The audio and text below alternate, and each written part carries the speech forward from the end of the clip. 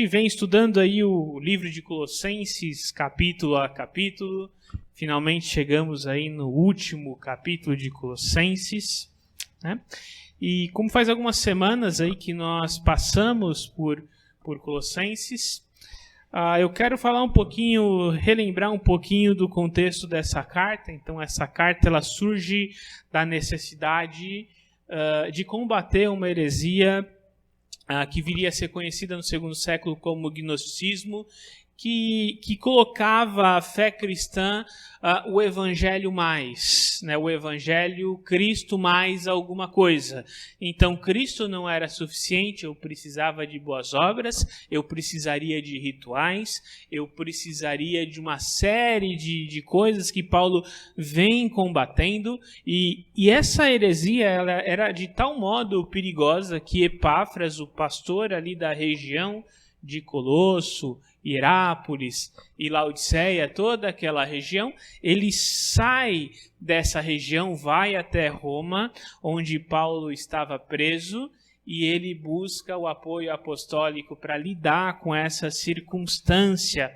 Isso lá por volta ali dos anos 60, essa heresia aí conhecida também como a religião de mistério, né? Então, uma igreja marcada por misticismo, por legalismo, uma igreja marcada pela influência da filosofia grega, a separação da vida cotidiana com a teoria da vida cristã.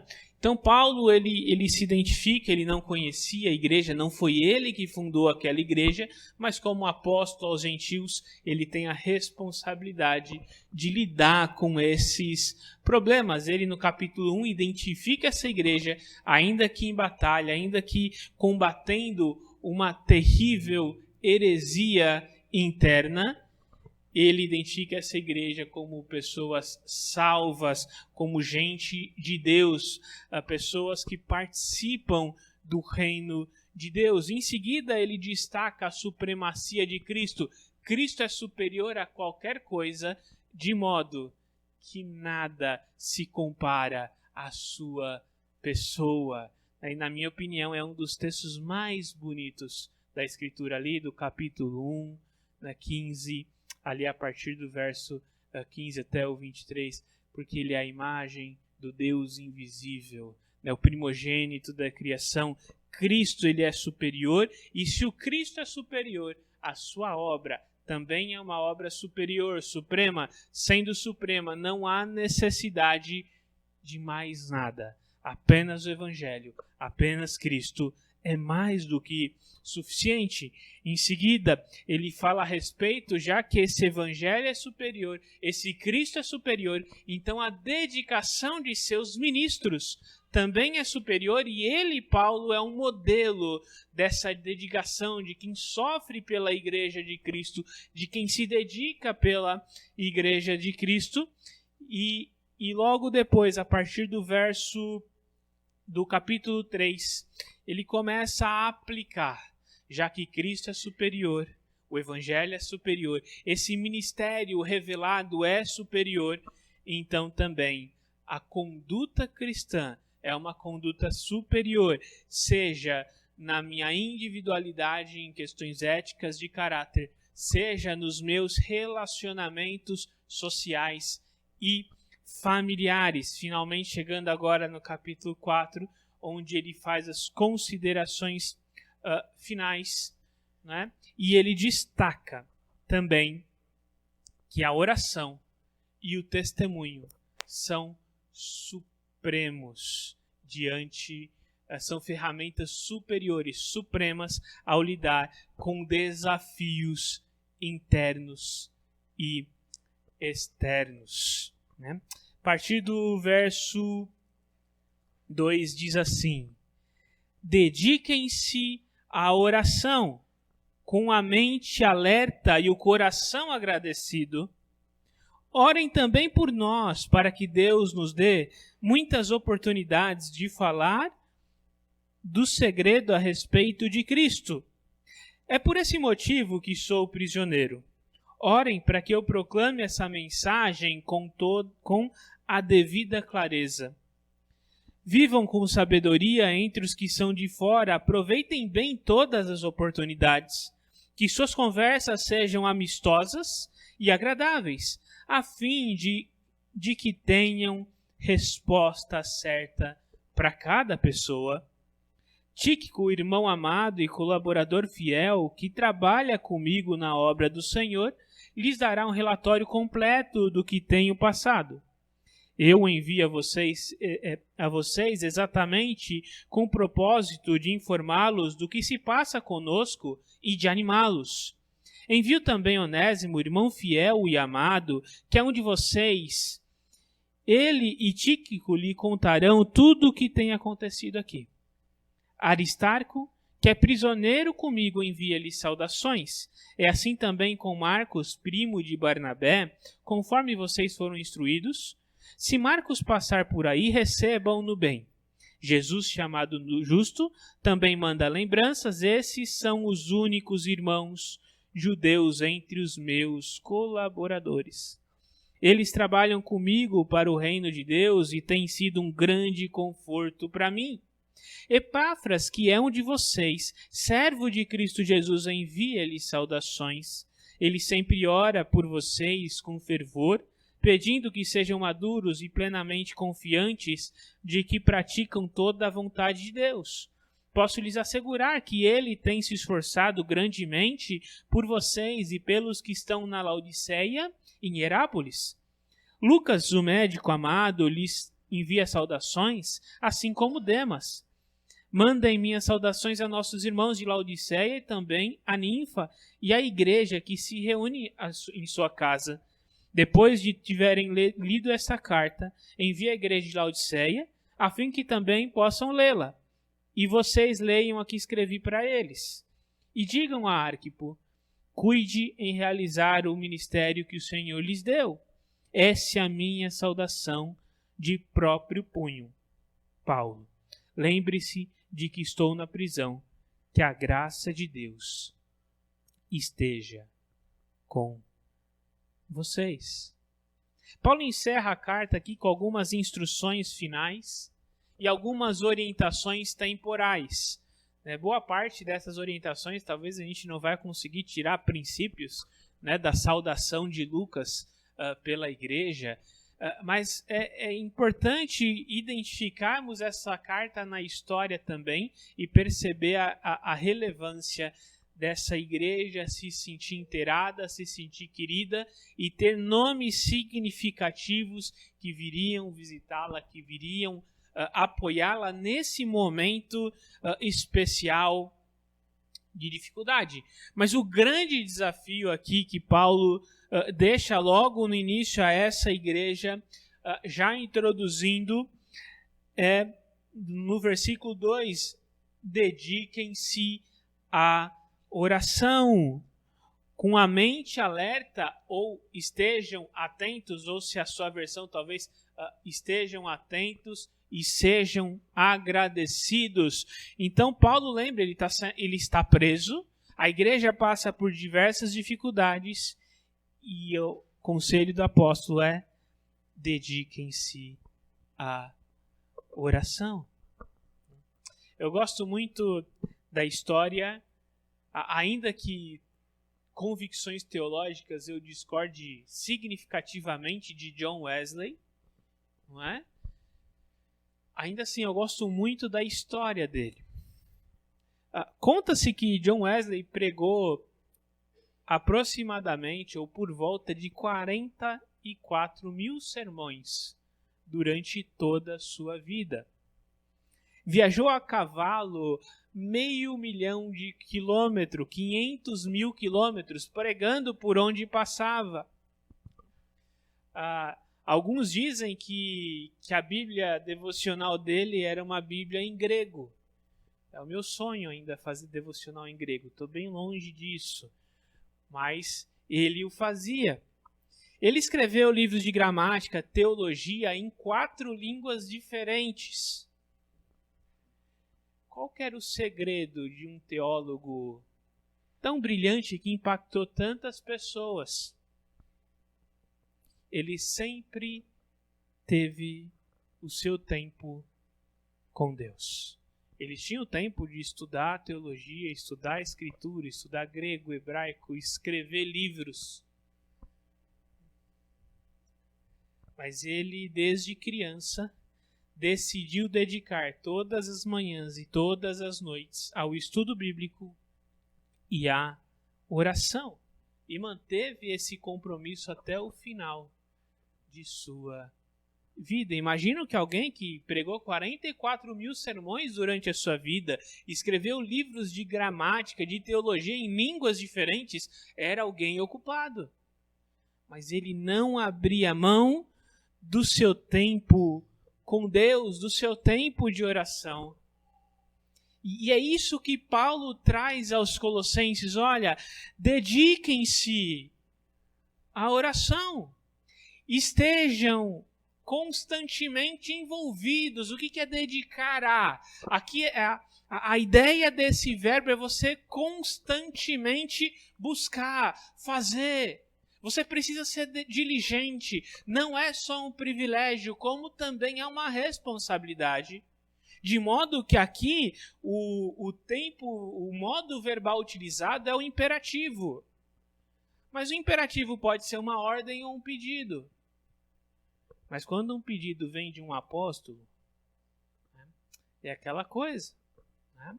É você que é marido, você sabe, né? Quando sua esposa fala assim, amor, por favor, vá lavar a louça. É um pedido?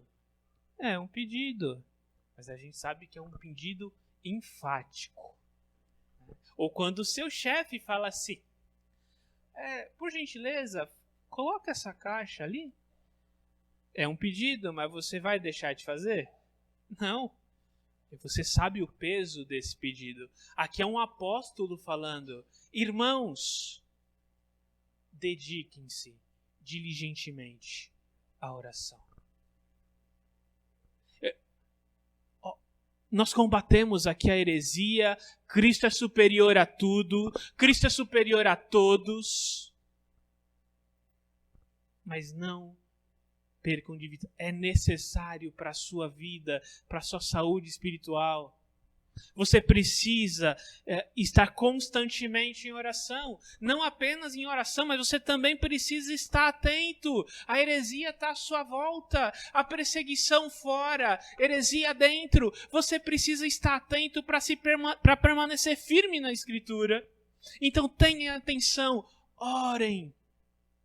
Quem sabe aquela linguagem até paulina, né, de orai e vigiai. Então esteja atento, esteja em oração. E acima de tudo, sejam gratos. A igreja vivia um tempo desafiador. O apóstolo que manda a carta estava preso. Nesse momento, muitos dos apóstolos já tinham partido. Era gente querida que era arrastada aos tribunais. Epáfras foi pedir a ajuda do apóstolo e ficou em Roma. E não era uma prisão 5 estrelas. Direitos humanos, ninguém sabia o que era. É esse apóstolo preso que diz, sejam gratos. Paulo inicia desse modo as suas instruções finais. Olha, Cristo é superior a tudo. O Evangelho é superior a tudo. Então não deixem de orar. Não deixem de estar atento à sua volta. E sejam gratos a Deus, porque Ele tem cuidado de cada um de vocês. Sejam gratos ao Senhor. Tenham um coração agradecido, independente das circunstâncias. Mesmo em meio aos grandes desafios da minha e da sua vida, da minha e da sua história, eu preciso ter uma vida de oração, ter atenção e ser grato. Mas Paulo ele continua, os versos 3 e 4, ele começa a desenvolver, porque olha só, a atenção ele falou em toda a carta. Cristo é superior, o Evangelho é superior, a redenção é superior, a sua vida precisa ser superior. Esteja atento. A respeito da gratidão, ele falou lá no início: eu dou ação de graças por vocês, eu me lembro de vocês em minhas orações. E agora ele começa a tratar um tema que até então ele não havia tratado. O tema da oração, versos 3 e 4. Orem também por todos nós. Mais uma vez, orem aqui está com um imperativo. Orem também por todos nós, para que Deus nos dê muitas oportunidades de falar do segredo a respeito de Cristo. É por esse motivo que eu sou prisioneiro. Orem para que eu proclame essa mensagem com toda a clareza. Essa versão fala o segredo de Cristo, outras versões o mistério de Cristo. Orem pela pregação do Evangelho.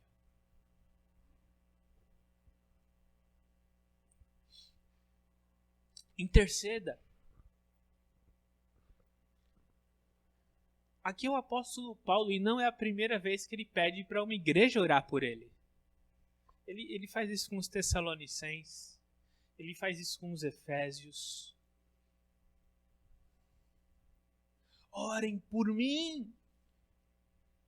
O apóstolo Paulo, o grande apóstolo Paulo, o grande herói que mais escreveu cartas no Novo Testamento, que foi aí o pioneiro entre os gentios, pregou o evangelho, fundou igrejas, revelou a Escritura. É parte dos apóstolos, o fundamento da igreja junto com os profetas, de acordo com Efésios. E ele diz: interceda por nós.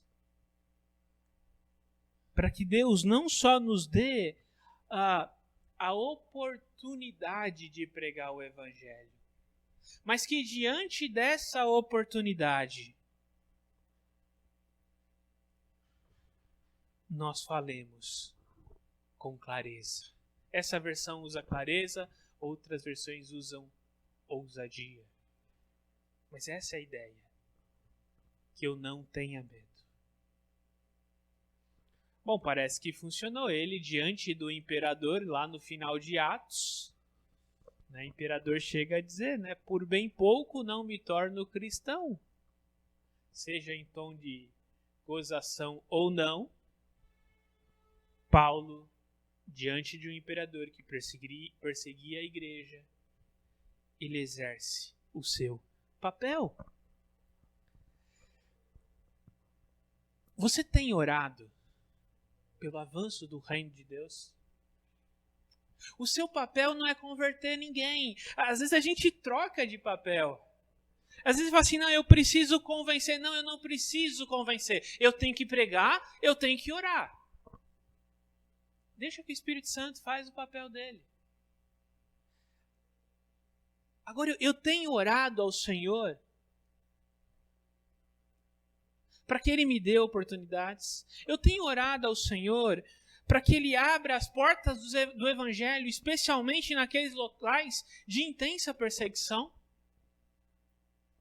Eu li essa semana um registro de uma igreja no Afeganistão que foi atacada. Um dos irmãos que compartilhou tinha contato com essa igreja, falou que estavam orando por eles. E a igreja, no telefone, enquanto o ataque acontecia, ele ouvia gritaria, tiros ao fundo. E a pessoa que estava ao telefone falou, olha, nós temos sentido a sua oração, porque até as crianças têm falado que não vão negar Cristo Jesus. Eu não sei quanto a você, mas só de ler eu me arrepio. Eu me emocionei. Começa a chorar além do Facebook, Coisa ridícula, Mas vamos lá. Você tem orado? Há lugares que esses cristãos eles se reuniam num cemitério. Por que no cemitério? Porque muçulmano não entra no cemitério. Igreja das catacumbas, Tem livros registrados. Você tem orado por esses cristãos? Você tem orado pelos líderes dessas igrejas? Porque em um ambiente como esse, um mártir não é interessante, como não era no primeiro século. Roma, quando perseguia um cristão, ele não queria matar um líder. Ele torturava para que esse líder negasse a fé. Alguém que abandona a Deus é interessante para quem persegue. Alguém que morre pelo que crê, se torna um herói, se torna um mártir. Esse não é interessante. Você tem orado por esses cristãos? Coreia do Norte, China, Cuba, diversos países africanos. Nigéria. Eu pouco ouço a respeito da Nigéria, onde grupos paramilitares devastam aldeias cristãs. De repente fala assim, olha, mas eu nem sei o que acontece. Informação não falta, assina, é de graça. Portas abertas, você recebe a revista em casa, caso você não queira, goste de ler no computador, revista bonitinha, e o boleto é alternativo. Você ainda pode ofertar, se for da sua vontade. Né?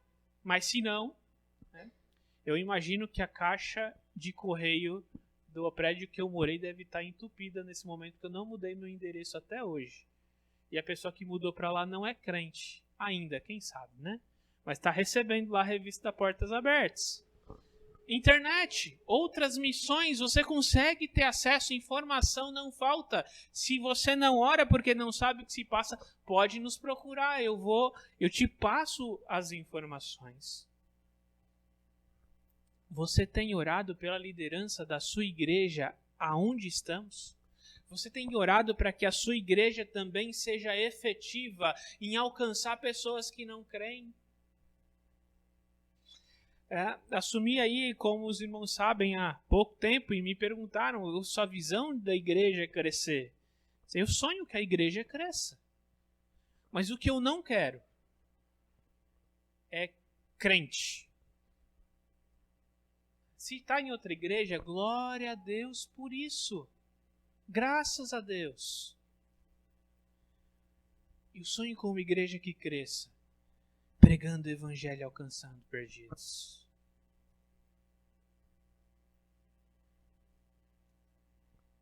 E o primeiro passo para isso não é curso de evangelismo. O primeiro passo para isso não são 7 passos para alcançar o perdido, 5 chaves espirituais da conversão, não. O primeiro passo é dobrar o joelho e orar, porque é Deus quem alcança as pessoas, é Deus quem salva. A obra é dele, é do início ao fim é dele. E eu tenho não só a responsabilidade, mas o privilégio também de participar disso. Paulo diz, olha, ore por nós, para que Deus nos ajude a termos ousadia e pregar com clareza. Para que nós não tenhamos medo. Se Paulo pede oração para que ele tenha ousadia, para que tenha clareza, quem sou eu para achar que eu não vou ter medo de pregar o evangelho para alguém?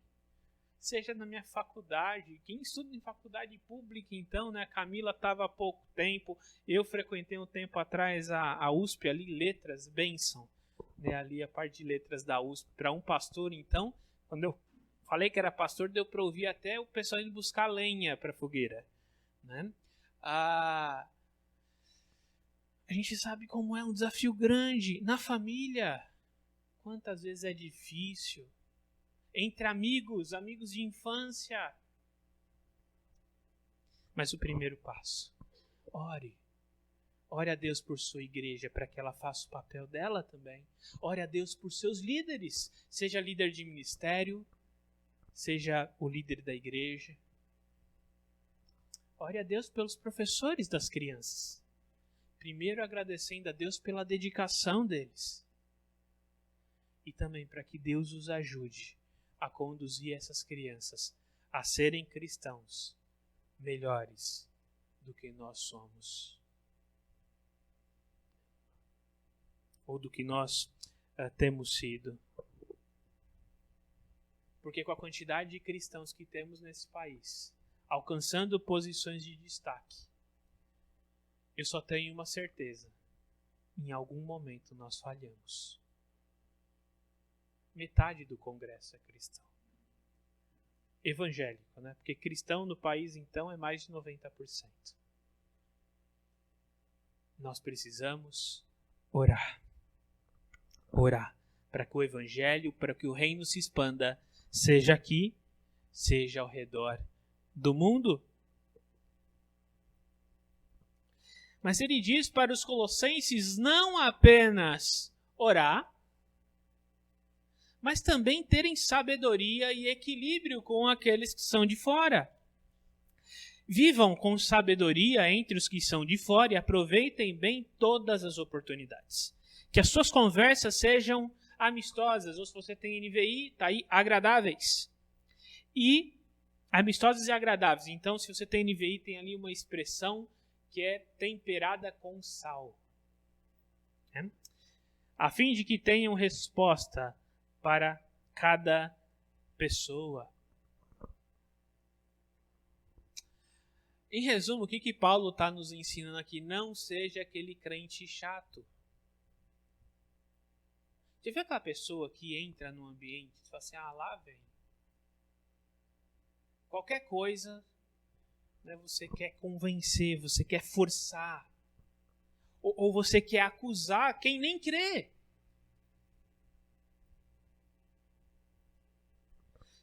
Certa vez descobriram lá que eu sou pastor e falou assim, o que você acha aí da homossexualidade? Eu falei assim, olha, pra mim eu não tenho problema com a decisão de ninguém. É crente? Não. Então você vai fazer o que você quer.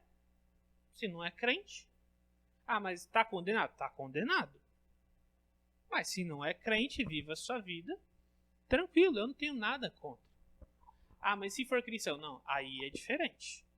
Se for cristão, está vivendo em pecado e precisamos, pela graça, assim como muitos outros pecados, precisa haver mudanças.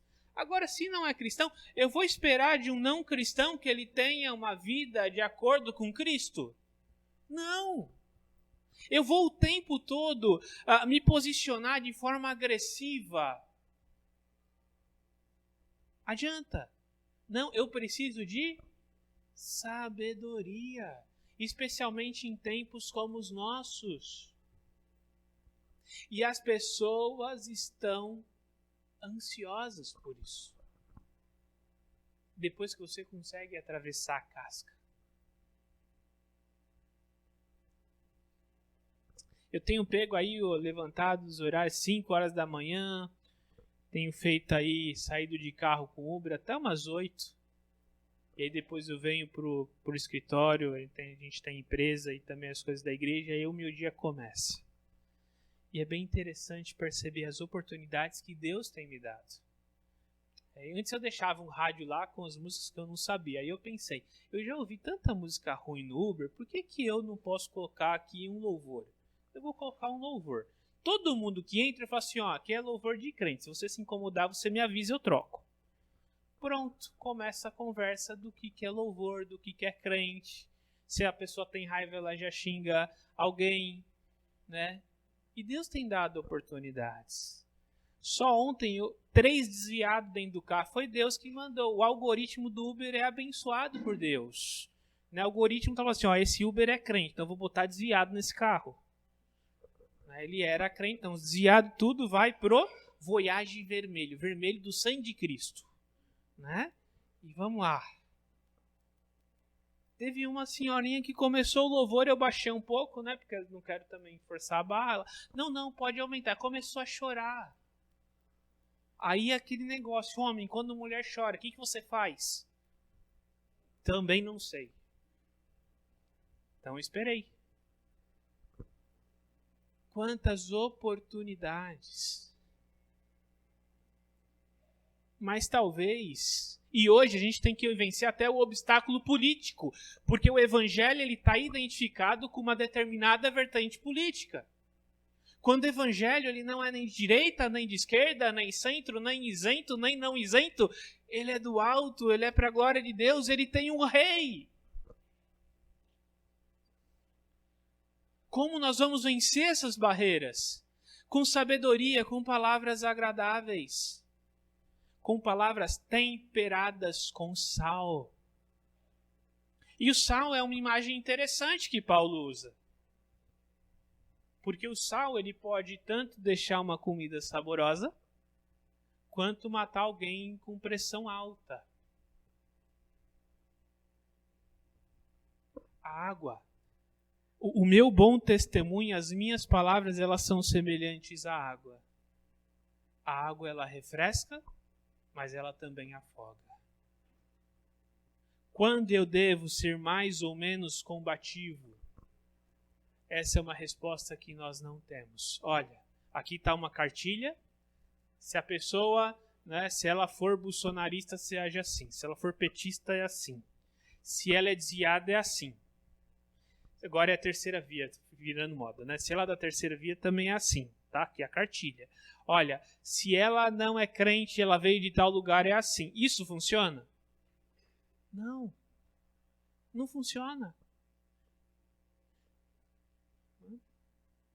Eu estava lá, funcionou diferente. A música, a melodia, não tinha nem letra. A melodia dele é exaltado, fez uma chorar e a outra cantar. Quando eu comecei a cantar, perguntei, que igreja você era? Eu não sou mais de nenhuma. São palavras diferentes, reações diferentes, necessidades diferentes que no início da conversa eu e você nem conhecemos.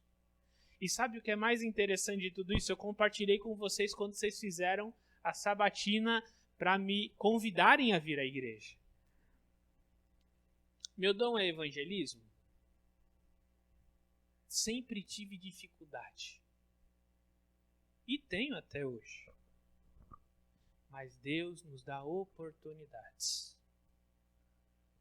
que nós podemos aproveitar ou não. Então nós precisamos ter a palavra-chave. Aqui é equilíbrio e aproveitar oportunidades. Por que aproveitar oportunidades? Porque eu não tenho dúvida de que Deus tem te dado oportunidades. Seja no condomínio, seja no seu trabalho, família, faculdade, amigos. Deus tem dado oportunidades. Nós precisamos identificar essas oportunidades e orar por sabedoria. Que Deus nos dê sabedoria em nosso agir e em nosso falar. Para que seja um falar de modo equilibrado. Que as pessoas, quando elas tiverem um problema, tiverem uma dificuldade, elas olhem para nós e falem assim, olha, esse camarada, essa moça, esse rapaz, ele é diferente. E eu acho que ele pode me ajudar na luta que eu tenho vivido. Agora, se você for aquele crente chato, ou o crente também que só fala crentez. Já viu o crente que só fala crentez? As pessoas nem entendem o que você está falando direito. Nossa, já viu o varão? Falou varão é crente. Nossa, que culto. Alguns falam, nossa, esse culto teve a unção do Espírito. Assim, oi? Que Espírito? O que é unção? Nós precisamos ter essa habilidade também de falar com as pessoas e alcançar as pessoas com o evangelho que nos transformou. E um testemunho fala muito alto. O que a mulher samaritana tinha a seu favor quando ela anuncia em Samaria o Messias? Ela não tinha nada. Ela vai buscar no poço água ao meio-dia para não encontrar ninguém. Mas quando ela é impactada por Cristo, a sua vida é transformada. Isso era o suficiente para Deus alcançar toda uma aldeia com o verdadeiro Messias que havia chegado. E talvez esse estilo de vida, esse padrão, ele parece ser um um padrão alto. E é por isso que Paulo destaca a pessoa de Epáfras nos versículos 12 e 13. E em meio a várias orientações temporais, né, chegando a falar que alguns judeus o animam e são os poucos da circuncisão que o apoiam no ministério, já dando aí uma alfinetada em vários judeus que vinham se opondo lá em Colosso com legalismo.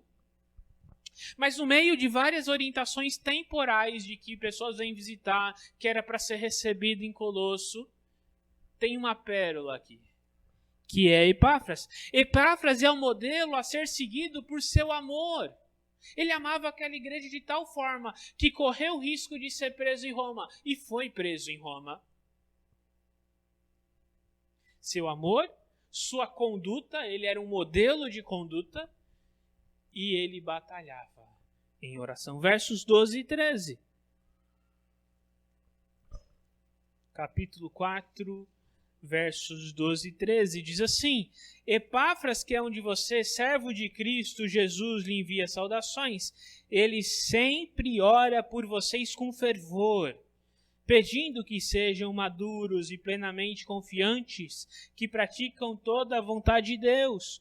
Posso lhe assegurar que ele tem se esforçado grandemente por vocês e pelos que estão na Laodiceia e em Hierápolis. Epáfras é esse modelo daquele que ora, e não só ora, mas aquele que batalha em oração. É um desafio, é um privilégio e é uma responsabilidade. Paulo ele dá mais detalhes a respeito de Epáfras, porque, quem sabe, os colossenses eles começam a ouvir essas palavras. Espera aí, eu preciso interceder por um apóstolo, eu preciso aproveitar toda a oportunidade, eu preciso testemunhar, eu preciso ter palavras equilibradas. Será que isso é possível? Paulo olha para Epáfras, ele tem batalhado por vocês, ele tem sustentado vocês em oração. Não desanime. E ele também é um modelo de alguém que cumpre essa responsabilidade. Ele é um modelo viável para fazê-lo. E o que podemos aprender com um texto como esse nessa manhã? Primeiro, e aqui eu fiz questão de manter o modo gramatical que Paulo manteve. Orem constantemente. Por favor, você pode orar? Não. Olha, se der tempo, você ora.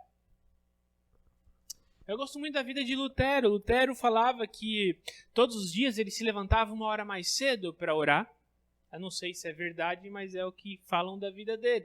Mas nos dias mais atarefados, quando era mais corrido, ele levantava 2 horas mais cedo, porque ele precisava orar mais para dar conta do dia.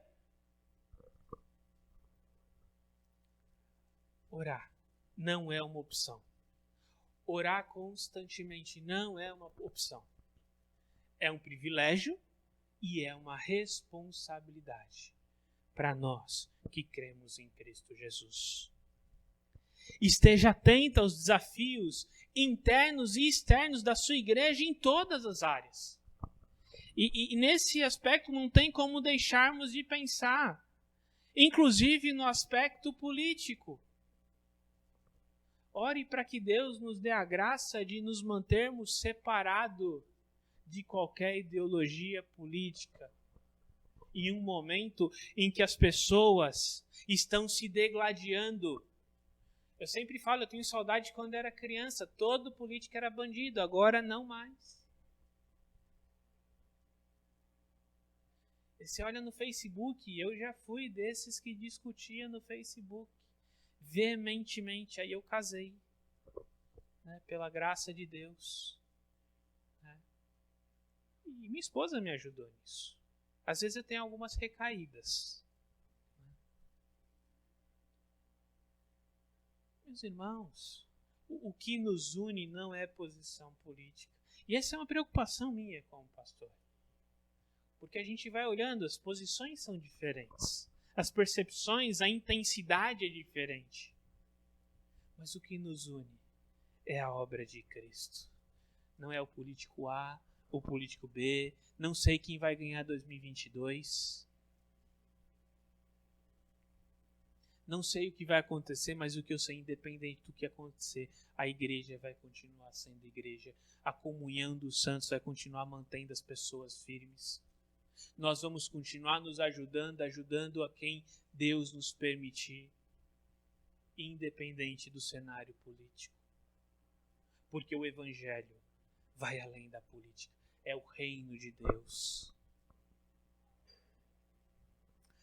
Olhe para as necessidades financeiras, espirituais, sociais da igreja. Esteja atento. Se o irmão está com necessidade, eu não posso dar um tapa nas costas dele e falar assim, olha, vá em paz. Tiago, parafraseando Tiago. Não. Como eu posso apoiar meu irmão em Cristo? Quais são as necessidades? Eu preciso orar, mas eu preciso também estar atento à minha igreja, à minha comunidade. Eu preciso disso. Porque é a minha igreja. Se você é membro dessa igreja, você faz parte dessa igreja, não se esqueça disso. Esteja atento. A igreja tem problemas internos e externos. Hoje, ainda que não tenhamos uma perseguição política, nós vivemos em um ambiente político extremamente polarizado e precisamos de sabedoria, palavras temperadas com sal, seja pessoalmente, seja na internet, porque a internet ela dá voz para muita gente que virou machão, virou monstro na internet, que escreve com ousadia, mas quando chega pessoalmente, parece que até outra pessoa. Ela escreve assim com tanto ímpeto, e você olha, o que está acontecendo? Nós precisamos de equilíbrio, seja na forma como nos relacionamos, ou na forma como escrevemos nas redes sociais.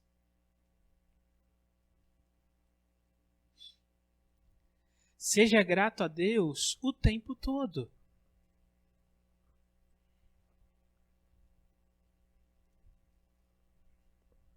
Você já agradeceu a Deus pela salvação que você tem em Cristo Jesus? Você já agradeceu a Deus? Já virou para sua esposa, para o seu marido, eu quero agradecer a Deus porque Ele nos uniu. Por seus filhos, por seus pais, pela sua comunidade de fé. Seja grato a Deus. Interceda por missões. Não perca o privilégio de participar. Sei que ainda, infelizmente, como igreja, ainda não temos podido contribuir financeiramente, mas isso não nos impede de orar para que Deus nos abençoe e possamos nos envolver, seja conversando com missionários, seja orando por missionários, seja conhecendo trabalhos. Nós precisamos disso. Como igreja, o reino de Deus está se expandindo, a palavra de Deus tem sido pregada no mundo inteiro, apesar da perseguição, como sempre foi. E eu não posso me permitir estar fora desse processo. Interceda pelos ministérios da sua igreja local. O ministério infantil está aí a 1000. Os outros ministérios, até por sabedoria. Vocês já me perguntaram, né? Alguém que é assim como eu, pode ficar sem comida, mas não fica sem café. Perguntou, e pastor, vamos voltar ao cafezinho antes do culto? Ele falou assim, o meu impulso é dizer que sim, mas o meu cérebro diz para eu esperar e pensar melhor. Será que é o momento, não é? Deus precisa nos dar sabedoria. Nos dá graça. Em cada um dos ministérios da igreja, decisões precisam ser tomadas. O discipulado volta ou não para o presencial? Culto de oração. Outros ministérios de evangelismo, missões, esporte, várias coisas que já me sugeriram, já vieram falar que vão fazer, mas como, quando, como que a gente vai fazer esse processo de, se Deus assim permitir, finalização da pandemia, né, pela graça dele, oramos, né, para que nenhuma outra versão do vírus apareça, um Covid-21 Plus atualizado aí, né? Ou alguma coisa assim, né? Não, que isso acabe. Como que a gente vai fazer? Não temos todas as respostas, precisamos da graça de Deus para cada decisão, muitas vezes decisão do cotidiano. E até como pastor, olha, eu preciso visitar fulano, eu vou até a casa dessa pessoa, eu não vou? Se eu for, quais os cuidados eu vou ter que tomar? Vai oferecer comida? Não vai? Tomar um cafezinho lá? Não vai?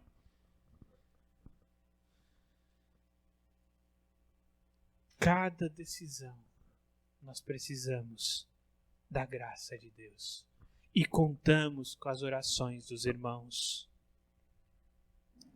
Seja equilibrado e sábio em seu testemunho, tanto no agir quanto no falar.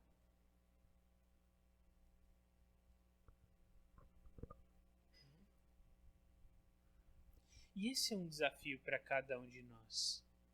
E falo como alguém que muitas vezes fala mais rápido do que deveria.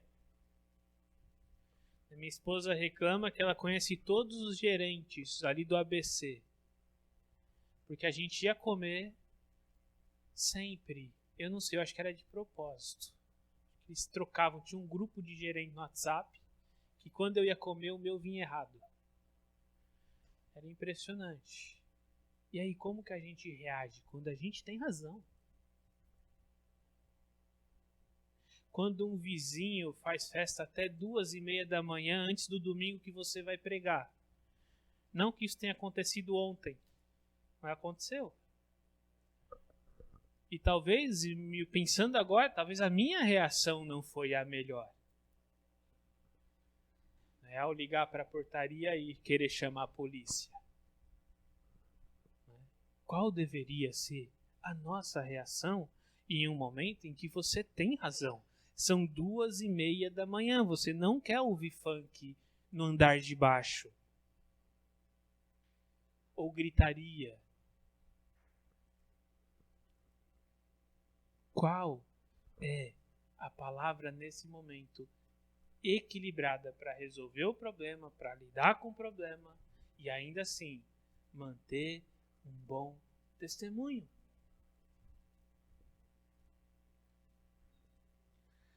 Equilíbrio é uma palavra importante nos nossos dias e desafiadora em praticamente todas as áreas. Se você é um ativista político, seja equilibrado.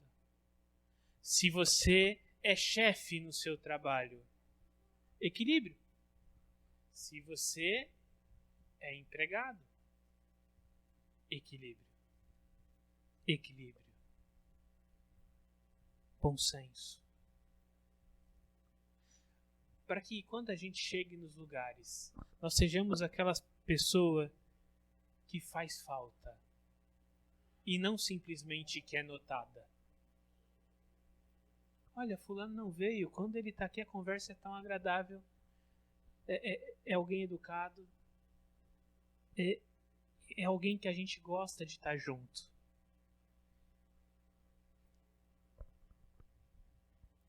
Viva e pregue o Evangelho, aproveitando todas as oportunidades. Lembre-se, a salvação não depende de você, graças a Deus. Dependesse de mim, a igreja acabava em 1 ano no máximo. E graças a Deus que não depende. Pastor, eu não sei como evangelizar. E se eu falar e a pessoa se recusar a crer? tudo bem. Não é seu papel converter ninguém. Não é seu papel convencer ninguém. Mas Deus lhe dá um privilégio e responsabilidade. Aproveite as oportunidades. Testemunhe por meio do seu agir, por meio do seu falar, para a glória dele.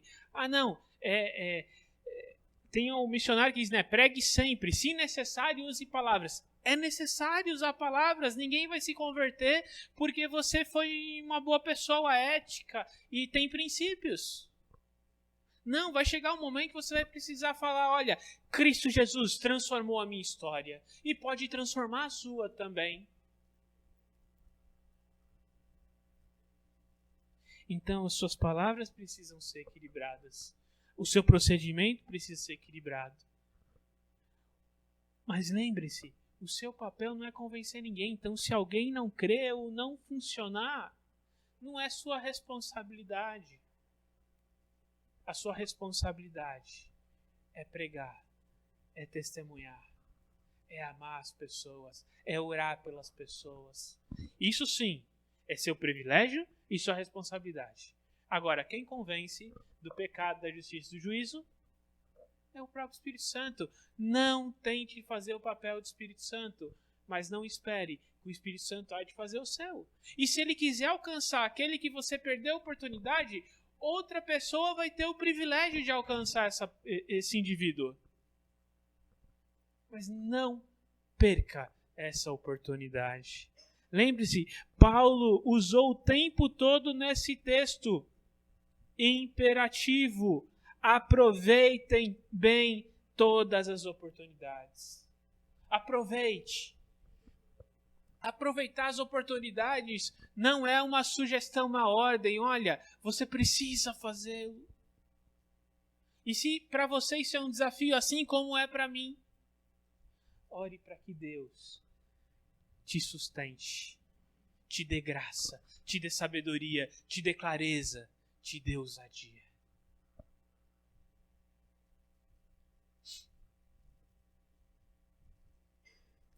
Sejam gratos, estejam atentos e permaneçam em oração por si, pela igreja e pela extensão do reino de Deus. Sejam gratos, estejam atentos e permaneçam em oração por si, pela igreja e pela extensão do reino de Deus. É isso que Paulo está nos ensinando no final de sua carta, em meio a muitas sugestões, em meio a muitos conselhos temporais. Precisamos ser agradecidos, atenção às pessoas, atenção às necessidades internas e externas, e permanecer constantemente, nos dedicar à oração por nós, pela igreja e pelo reino.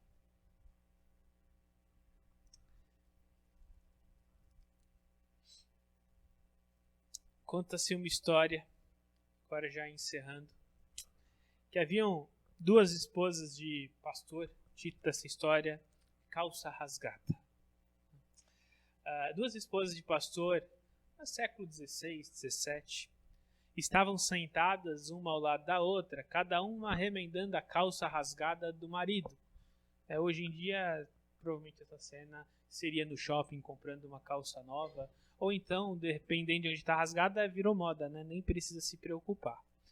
Mas estavam lá fazendo o remendo, e a primeira delas falou, amigo, pobre do João. Ele está muito... Tem nenhum João aqui não, né? Espero que não. Pobre do João. Ele está muito desencorajado no trabalho da igreja. Há alguns dias falou até em renunciar e entregar o cargo. Parece que nada vai bem e tudo dá errado para ele. A outra respondeu, lamento por vocês, o meu marido tem dito exatamente o contrário. Tem sentido cada vez mais intimidade com Deus, como nunca havia experimentado antes. Um pesado silêncio atingiu aquelas duas mulheres, que continuaram com os remendos, sem trocar mais nenhuma palavra. Uma delas estava remendando o joelho da calça, enquanto a outra, a parte de trás.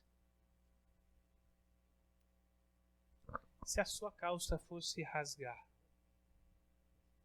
será que ela rasgaria porque você tem estado de joelhos? Ou será que a gente está muito tempo sentado, reclamando, pensando em como podia ser, o que é, o que não é, mas não temos dobrado os nossos joelhos e orado constantemente? O mundo é mau. O diabo não brinca. Meu irmão, minha irmã, você pode brincar de ser crente. Pode. Mas tenha consciência de duas coisas. O diabo não brinca de ser diabo. E Deus também não brinca de ser Deus.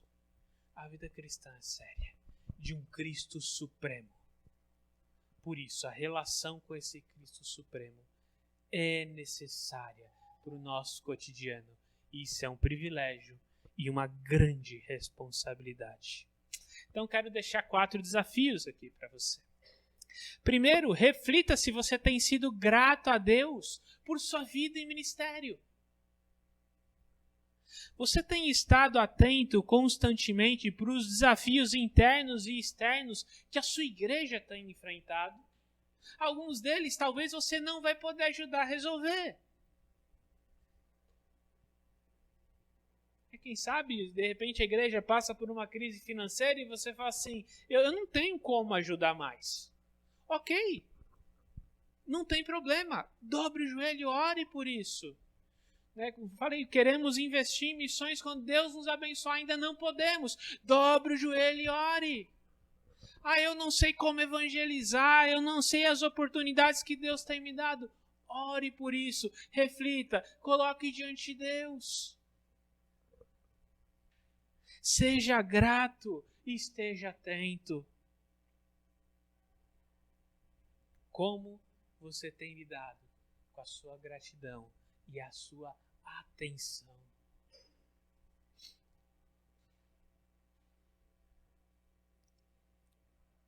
Ore a Deus por sua vida.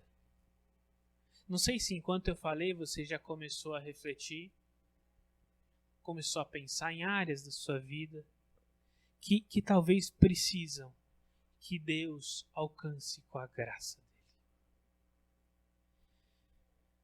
Ore por essas áreas. Não só hoje, nós vamos orar daqui a pouco por tudo isso. Mas eu quero pedir, você está anotando, está com o seu celular, anote um lembrete para durante essa semana você colocar isso diante de Deus. No seu momento devocional, de repente fala assim, mas pastor, faz alguns anos aí que eu não tenho devocional durante a semana. Então está na hora de definir um horário e voltar a ter. Isso é necessário para a nossa vida e nossa história. E nesse momento, coloque essas áreas diante de Deus. Ore a Deus não só por si, mas também pelo seu reino. Por missões, pelo evangelho no exterior, pelo evangelho no nosso país. Quantas áreas não alcançadas, quantas tribos temos no Brasil, tribos e comunidades ribeirinhas que nunca ouviram falar de Jesus. São povos não alcançados, onde você tem menos de 1% de gente crente. As pessoas não têm de quem ouvir. Por isso é considerado um povo não alcançado. Na nossa nação que é cristã. Ore por eles. E ore a Deus também por sabedoria em suas palavras e conduta para alcançar os de fora. De repente, o seu dom espiritual é evangelismo. Eu fico impressionado com a minha esposa. Minha esposa vai em qualquer lugar, ela começa a conversar com alguém que nunca viu na vida e a pessoa já está chorando, contando problema. É impressionante. comigo, eu não consigo nem puxar assunto.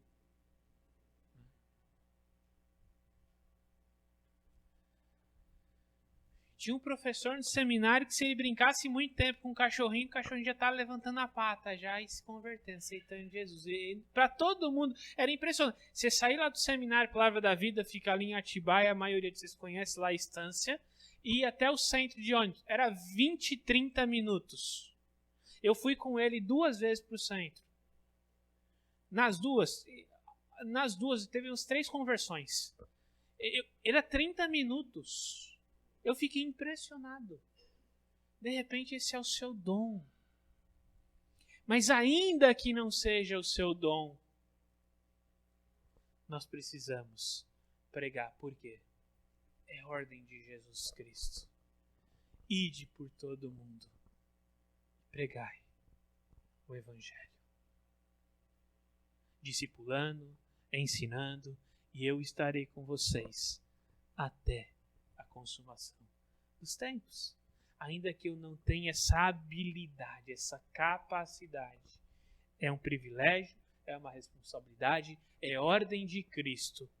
E eu sei que eu posso contar com Ele o tempo todo, até o fim de todas as coisas. Não espere o momento certo para aproveitar oportunidades, porque a gente vai caminhando, cada vez vai ser pior.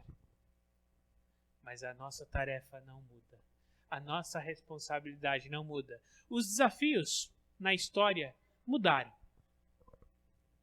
Mas a nossa responsabilidade não. Precisamos aproveitar as oportunidades. Orar pela extensão do reino. Orar por nossas vidas, por nossa igreja, pelos nossos ministérios, pelos nossos líderes. Eu, como pastor, conto com as suas orações. Precisamos tomar decisões dia a dia. E é só a graça de Deus quem vai nos ajudar a caminhar sempre em frente. Até o final dos tempos. Então quero convidar você a baixar sua cabeça. E tenha aí alguns minutinhos entregando ao Senhor a sua vida, a sua história. Entregue ao Senhor o seu ministério, aquilo que você tem feito, aquilo que você tem realizado. Entregue ao Senhor as suas dificuldades, as suas lutas.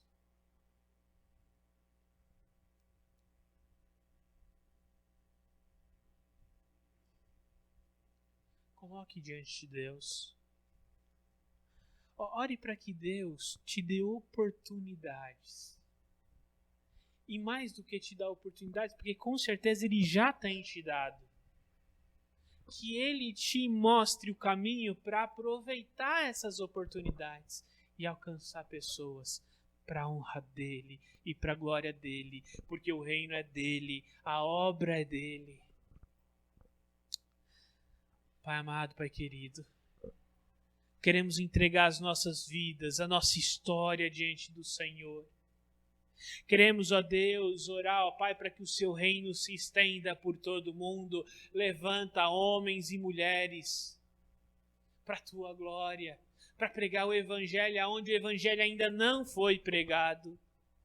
Que o Senhor dê clareza, que o Senhor dê ousadia e que pessoas sejam alcançadas para a tua glória.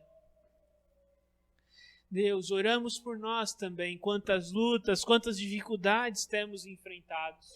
Mas dá-nos, ó Pai, um coração grato.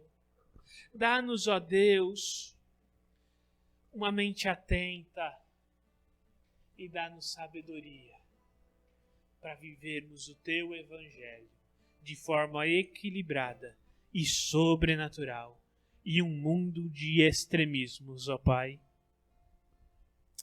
E nos dá sabedoria e a graça, Senhor, de vermos pessoas sendo alcançadas, se entregando a Ti por nosso meio. Que sejamos ferramentas, ó Deus, que nós sejamos o meio que essas pessoas encontrem o Senhor. Assim, ó Deus, como Epáfras e Paulo serviram de modelo para essa igreja, que nós também, ó Pai, sirvamos de modelo da Tua igreja aonde o Senhor nos colocar. Oramos em nome de Jesus.